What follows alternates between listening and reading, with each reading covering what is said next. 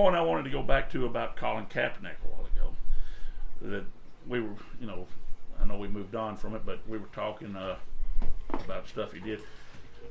Boycotting things. That's another thing that aggravates me about people. Now, I'll boycott something that maybe I said, well, I ain't going to, go see that movie because of this actor maybe. But I'm not going to demand everybody boycott something because you might like it. You might like, so why? And, everyone was talking about boycotting Nike. I don't wear Nike. I'm a Skechers fan myself, but all these people spend all that money on these shoes and then they burn them. Did you think that hurt Nike? Nike didn't give a fuck. And here's another thing. No matter how much you hate Kaepernick, he still has a right to make a living in this world. Right. He still has a right to go. If Nike wants to pay him, he still has that right, to get a job. You're worth whatever somebody's willing to pay. That's right. It's like everybody was saying you need to drop Netflix because they're letting Obama say.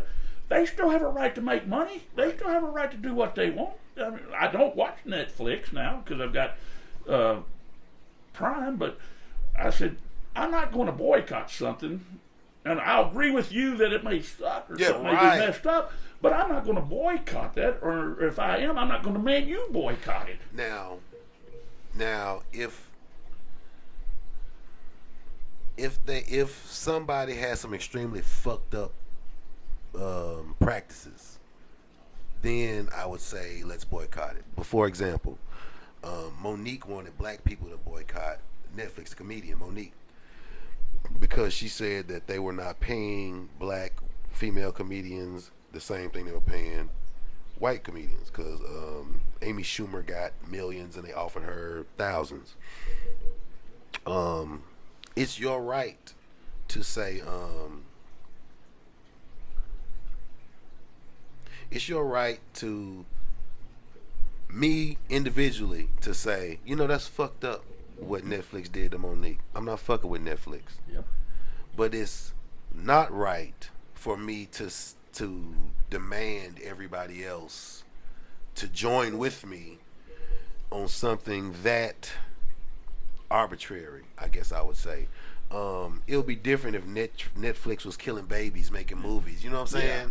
Then it's like, no, we can stop fucking with Netflix. They killing babies. You know what I'm saying? Yeah. But I mean, you didn't get your fucking money. Go to Amazon. Go to Hulu. Yeah. Go to do it your fucking self. Give your opinion on it and then move on. Don't try to force your opinion on that. It was cool of her to be like, yo, this is what they did. I'm not fucking with them, and I don't think y'all should fuck with them either. Yeah. But then to be like, y'all, we need to boycott it. Then it's not the '60s, and it's not the bus shit where they make a motherfucker sit in the back and shit like that. This is not what that is. And then it's money. How they want to save money, she says, no, I want millions. She's. I mean, it's funny to me because I was watching a show and Spike Lee was on the show, and he's released a couple of films through Netflix. And somebody said, do you have any advice for aspiring filmmakers? Which I am. I got the cameras, lights, all that shit. Aspiring filmmaker.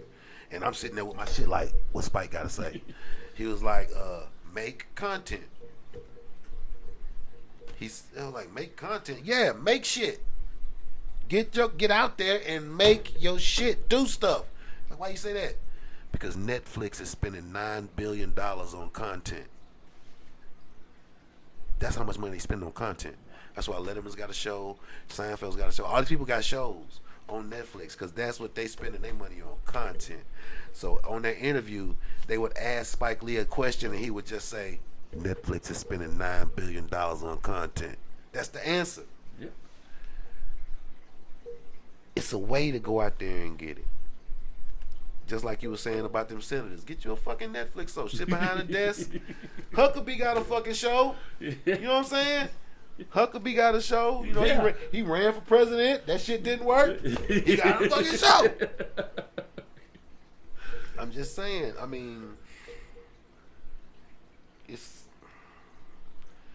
that system. That system is set up for them. It's not set up for us. No. It's not set up for us. And the sooner we realize that, the better off we'll be. because we end up wasting a lot of time. And that's and like what they Neil want. Brennan said, next month it's on to the next fucking That's thing. what they want. They want you bickering and all. You know, you go out, you got neighbors, you'll go talk to your neighbors and all, but they want to make you think that the whole world, that want you bickering and back and forth. That's exactly what they want.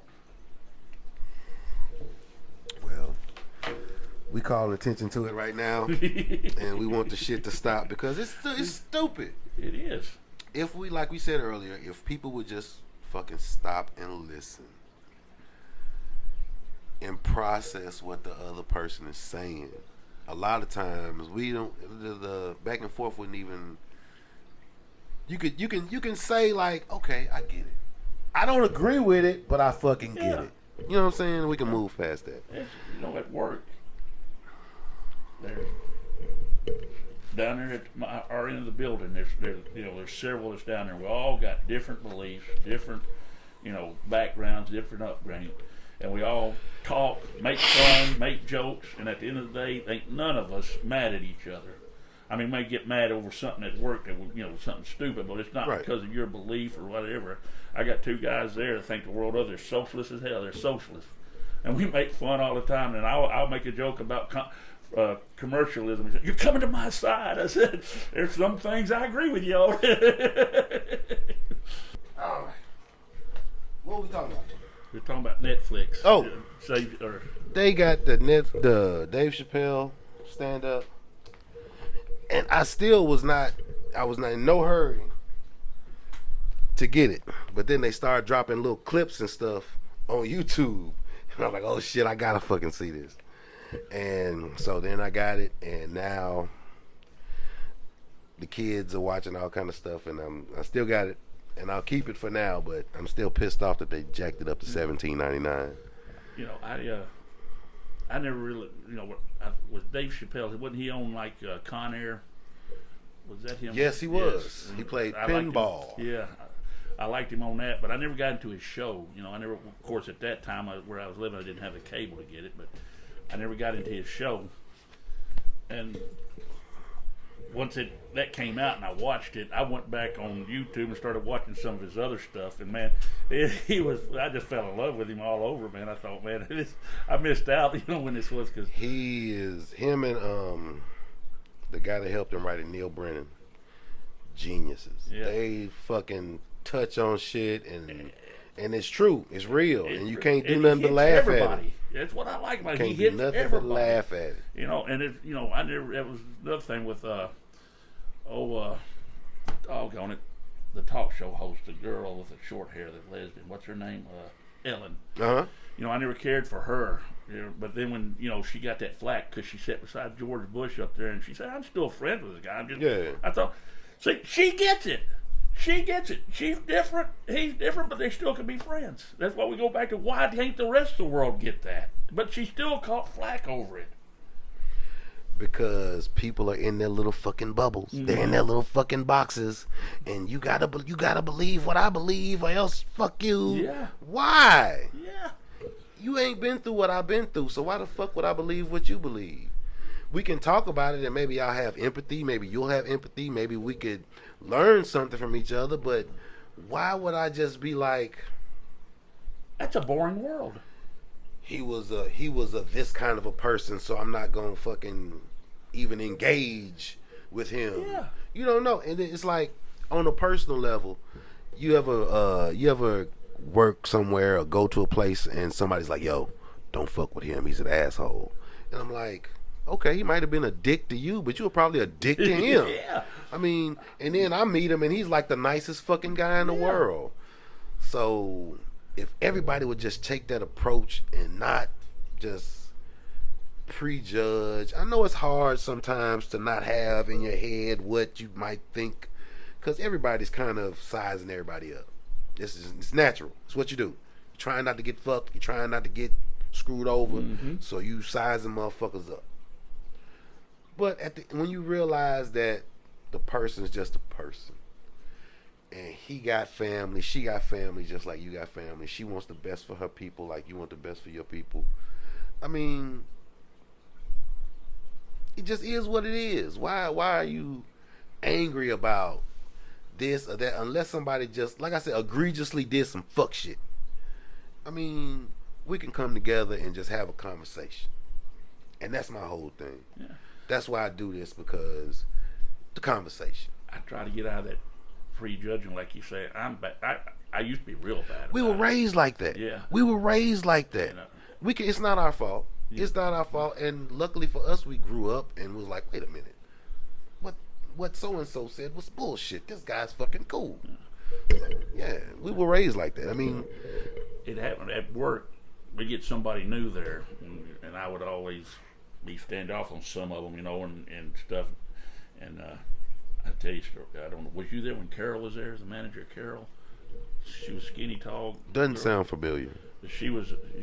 They made her manager over our end of the building down there, and of course, my manly misogynist kicked in, I guess. Anyway, I said, "What's a woman know about doggone lumber stuff? Why are they sitting her down here?" And so I was like a little irritated at it. She wound up being my best manager, one of my best managers down there. If you needed anything, she took up for you. If you needed anything, right, she doggone got it for you. If you had any problems, she'd help you out, and she knew just, you know. And come to find out, she was flipping her own houses and selling. So yeah, she knew it. Yeah, she knew what the fuck she doing. Yeah, so you know, so I said, you know, I'm going to start just giving everybody, you know, their space, letting them know, you know, because, you know, you can't prejudge like that. You'll wind up falling on your face every time. You'll come up looking like that. You're going to be wrong more often than you're right. You are. You're going to be wrong more often than you're right. I used to like to play devil's advocate like that, I guess, and try to pinpoint someone. I said, no, I can't. And in the end, you're only hurting yourself. Right. That was a lesson learned when you're 50 years old. You're gonna learn lessons. Yes, you still learn. It never stops. Yeah. It never stops. The minute you feel like you got it all figured out, you done fucked up. Yep. You done fucked up. Yep. You done fucked up. So we done got all the serious shit out the way, and one of the last things that I wanted us to talk about was our choices in alcohol. And I'm going to fix myself another drink right now as we begin to talk about it. I asked you earlier what beer you like. You said you like Yingling.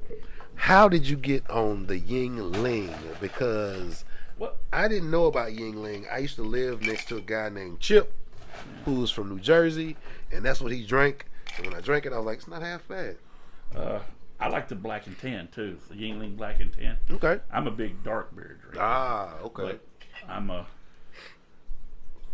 I've just been, when you're growing up in your younger days, and of course I had a beer when I shouldn't have, Right.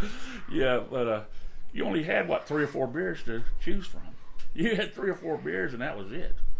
And of course, being with some of my drunk uncles, I got one Uncle Phil, man. He brews his own beers sometimes. And, okay. And so I got tasting different beers and all. And I thought, and we started a few years back. We did what I called 100 beers in 1 year. We was going to try to go through 1 year and sample at least one different beer. And he made it. I got to about 78. He made it. He made it in like June, I think. He was putting in work. Yeah. But I said I'm going to do that again this year, and I go to get some of them microbrews. I got one other day, and I walked into this Quick Sack. I was down there at 5 Points meeting a buddy of mine that I used to valet with, and when I left, there's a Quick Sack on Gallatin Road that's supposed to have a bunch of those microbrew beers, and I went in there and they had a bunch of, what the hell, which one did I get? And the one I got was called Florida Cracker. And I saved one for him to try. My uncle, and he said, "What, are you trying to tell me something here?" I just liked the name, man. I thought, Do you drink a lot of, because I've noticed going in stores, there are a lot of local breweries. Mm-hmm. Do you drink any of the local breweries? I try to, yeah. Really? Yeah. Are they good? Some of them are. That pizza place I was at down there in 5 Points, I don't know where it's down there close to Nashville. That place is, man, it reminded me of the Marine Corps of the Court Street, where there's just a bunch of bars and a bunch of places to hang out and all. And they had, but the Rock and Dole straight across from Well, I tell you, we go. There's a Rocky Dough pizza built right across the job. We go. And I was in there last night, but they have different beers, and I go in there and try some. And then they had one in there called Coconut, and oh god, that was terrible. But they got one. The one I drink mainly is a dark beer called King Kong, and then my buddies, they've got a couple that they drink all the time. But Yingling, I got so tired of Miller Lite. I was drinking Miller Lite, and I got tired of it, and the little market down from my house, there's a Mapco down from my house. I went in there, and all the beers they had, there wasn't none of them appeasing. And well, someone told me Yingling wasn't bad, so I got Yingling and started drinking. I liked it. So that's my go-to beer when I have to. And then I noticed when they had like Yingling Black and Tan. Of course, I'm a big Murphy Stout fan. That was one of my first dark beers. I don't know if you ever tried that? I've heard of it, never tried it. Me and a buddy were downtown there was a place down there called the Beer Cellar. Yeah, I remember that. I know where the Beer Cellar is. Got a couple of homies that used to go down there on the regular. And that's where, went in there and there was like 150 beers, 50 on tap or something. Yes, yes. And they had this guy, if y'all tried the Murphy Stout, let's try it. And they brought in a picture, and it's about like heck, I can't remember the name of that other one dark. But anyway, the suds were like just like a waterfall going down inside the thing, and we were just like, and of course I fell in love with it then, and I drink that a lot if I can find it. But my alcohol I go to when I can afford it is Crown. I love Crown, and they just come out with a peach flavor. You tried that? I'm not a bourbon drinker. Okay. Learn the older we get, the more we need to stick to what our stomach can handle. So I pretty much drink Scotch. That's it. If I don't have Scotch, I'll drink vodka with my wife. But other than that, I can drink some brandies and bourbons, but they get me fucked up. Yeah. So I'll drink Scotch.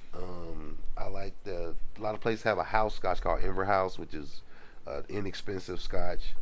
But if I'm drinking blends, Johnny Walker is always good. If I can afford it, find me a nice single malt for a fifth for $30, which is not bad for a single malt because normally like $50-$60. So that's pretty much all I'm gonna do is Scotch, because I know I can handle Scotch. My stomach's gonna be cool, and I'm not gonna be belligerent. I'm not gonna be crazy. I'm not gonna wild out on nobody, and everything's gonna be a good time. See, that's another thing I look for in my liquor. I find something I can drink and enjoy, and like I say, listen to Elvis or music or whatever, or talk to people like this. I can't drink Jack Daniels because it makes me stupid. I get crazy. I grew up, and if you drink Jack Daniels. The kicking chicken wild turkey, it'll get me crazy. I had a buddy who said I'll drink anything but wild turkey. He said I drink wild turkey, I turn into a fucking redneck. Yeah, you need to fucking leave. So I'm like, all right, motherfucker, I'm not fucking with you. And Canadian Mist. I used to drink Canadian Mist because I could drink a ton of that and just stay. Just like Crown, I'll just stay mellowed out. Yeah. You could spit in my face, and I would probably just keep right on going. That's what you want. You want to be cool. You don't want to be off your ass or nothing like that. I don't understand how people drink all that fruity shit and just be off their ass. You got 5 fucking liquors in that drink. What the fuck you think was going to happen? Just crazy. I want my liquor to taste like liquor so I can drink it responsibly. Yeah. If it tastes like Kool-Aid, I'm going to try to kill it. But Scotch, the beer. If I'm going to a restaurant with my wife or whatever, I'll do a Yingling or a Dos Equis. Those are my two. I don't do too much domestic anymore. That's me. We've been drinking domestic since we were teenagers, so it's like get that out of here. It's almost like water. Mm-hmm. So what did Monty Python and them, they had a sketch talking about the American beer. You ever see? I can't say the words. I don't want to say the words, but they said that it's like having sex in a canoe. It's effing too close to water. it is very watered down. When you drink other stuff, it's really is. It is. And you get such a hangover over it too, man. That watered down stuff. Of course, now that I got a CPAP machine, I get blitzed sometimes, and I wake up next morning, might have a slight headache or something, but I can get up and do my business. Yeah, because you getting some sleep. Yeah, because I guess it's because it's putting the air back in my body and it's like diffusing it or something, So your body's getting the proper amount of oxygen. Oh my God, I tell you, I don't know who invented that thing, but he was a freaking genius. Yeah. I'd kiss his ass if he walked in here right now. The CPAP dude gets mad props. Yeah, that's the one time the VA came through from that Dr. Falk to get. They said, he does. They did tests that I had sleep apnea. They wasn't going to give me it. And the first doctor I had went to the VA. He fought. No, you need to get to him. About another 9 months, I got a CPAP machine. So I thought, man, I'm not going to sleep with this thing on. I can't sleep without the damn thing. Right. I cannot sleep without the thing. I've got a couple of friends who use the CPAP machine, and they all say the same thing. When I first looked at it and got it, I was like, how the fuck am I going to sleep with this thing? And now I can't sleep without it. Yeah. Can't sleep without it. My Uncle Gary told me he was in Vietnam. He got one. He said, let me tell you something. It's going to take you a while to get used to it. He said, it took me a year to get used to it, but you won't sleep without it. I said, yeah, right. I had a buddy, Fred, tell me the same thing on his. He said he doesn't even sit in a chair and take a nap without his on. If he gonna take a nap with this shit. He gonna wear a nap. He won't even take 15 minutes nap without his CPAP. He gonna enjoy it. Yeah. And I said, and they were right, man. Man, I'll go with my sister. If I don't take it with me and she wants me to spend the night, I was, oh, God. And I'll stay the night there because sometimes I'll go and get a little tipsy, and the next morning I'm like, I'll get home, take a nap with that CPAP. Yeah. Yes. But I've just been a connoisseur of alcohol. I don't, I make jokes that a lot of people think you're an alcoholic because you like beer, you like, but if you keep your responsibilities, you get up, go to work, take care of your family. You got a family, you take care of them. Right. I don't have no family. I'm by myself, but my lights don't get turned off. Yet anyway, my water don't get turned off. My bills are paid every month, and then and if I want to sit down and have me a doggone drink, I'm going to sit down and have a drink.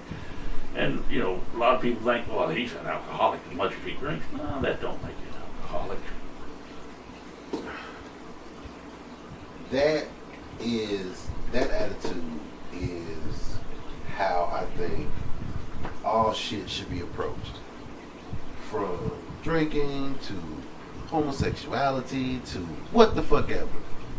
As long as motherfucker getting up, going and grinding, 9 to 5 or whatever he doing, he ain't bothering nobody, he ain't fucking nobody over, he doing his shit at the crib and ain't.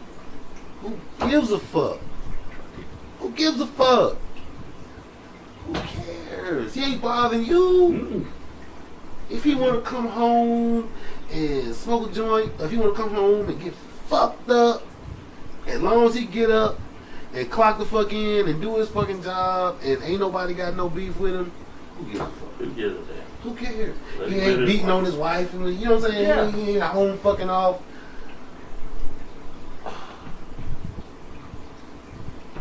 That's the one thing that,